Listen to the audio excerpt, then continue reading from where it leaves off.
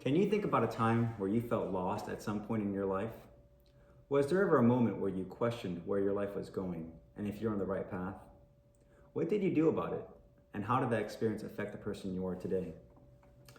When I was younger, I thought I had it all figured out.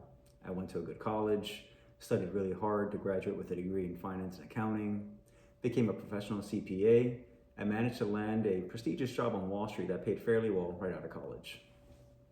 I worked my way up in corporate America for nearly a decade, making well over six figures until one day I threw it all away to pursue a completely different career that paid half of what I was making, and I couldn't be happy with my decision and the end result. While achieving financial security is an important aspect of life, I believe there is much more to life than solely working to make a lot of money. I believe once a person is earning a certain amount and their basic essential needs are met, there is a diminishing marginal utility of money.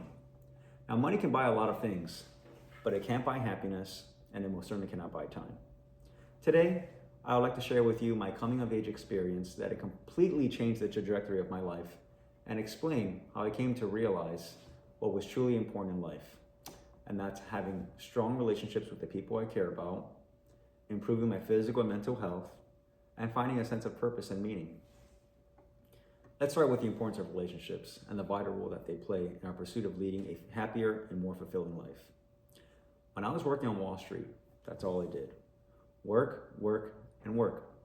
The hours were long, well over 80 hours a week, and it consumed my life. It became the primary source of my identity because, frankly, there wasn't time for anything else. In the pursuit of climbing the corporate ladder, I was neglecting everything else in my life, which included some of my personal relationships, specifically my wife.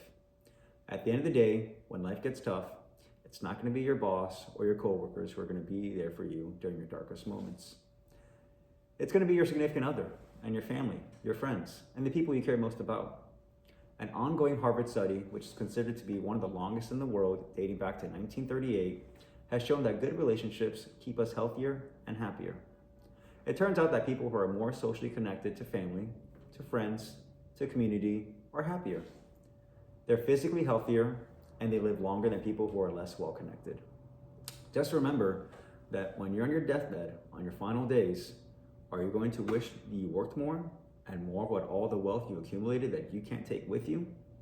Or are you going to remember all the cherished memories that you've made with all the loved ones, with all your loved ones and the ones you cared most about?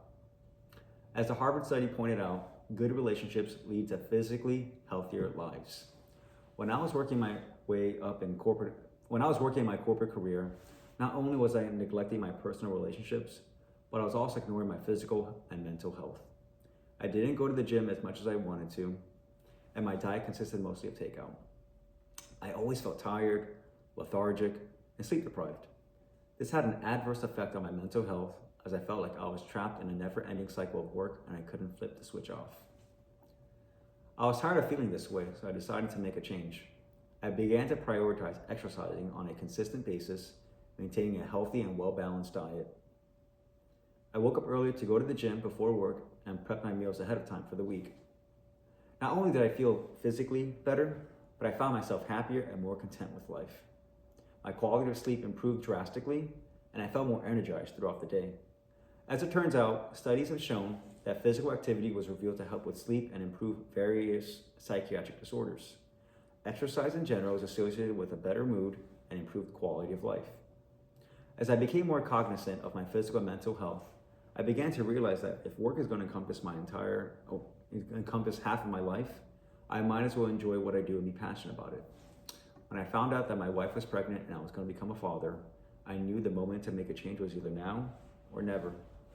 Am I going to live the life of someone else filled with regret? Or am I going to pursue something completely different that will allow me to live the best version of my life? I chose the latter and decided to leave behind my old life and pursue a new life filled with purpose and meaning. Today, I am proud to say that I'm a professional firefighter paramedic. Now, although I make significantly less money, I have never been happier in my entire life. My work is exciting, rewarding, and best of all, fun. I get to help people for a living and provide a valuable service to my community. I genuinely enjoy what I do and look forward to going to work. This new career has not only given me a new sense of purpose and meaning, but it's also given me the work-life balance I very much needed to foster strong and healthy relationships with my family and friends. Furthermore, this career naturally has a strong emphasis on maintaining physical and mental health, which has resulted in my quality of life improving immensely. As we've seen, money did not play a critical role in my decision to live life to the fullest.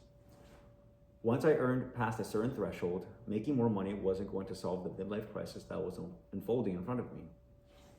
Driving a nicer car, living in a bigger house, or taking more extravagant vacations weren't going to be long-term solutions to addressing the fact that I did not like where my life was going.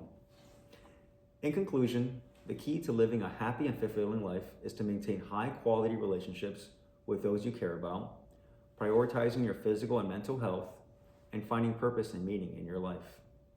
So the next time you find yourself feeling lost and you don't know where to go, remember what is truly important at the end of the day. As Confucius once said, we have two lives, and the second begins when we realize that we only have one to live. Do what makes you happy, because you only have one shot at this thing called life, so you might as well make the best of it. Thank you.